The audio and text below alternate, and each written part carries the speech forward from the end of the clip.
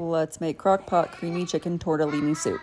To your Crockpot, go ahead and add 2 14-ounce cans of fire-roasted tomatoes, 4 cups of chicken stock, 1 teaspoon of basil, pepper, and salt.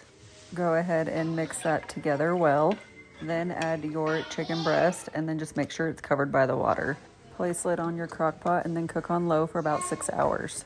Once your chicken is tender, go ahead and shred. I use a whisk to shred mine and it falls apart pretty easily.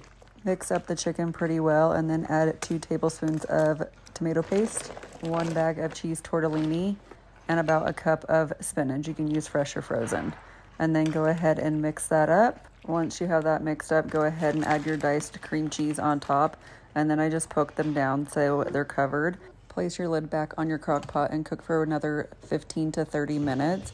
Once that's done cooking, go ahead and remove your lid again and then mix that up well. The full recipe will be in the description below, and then follow me for more recipes.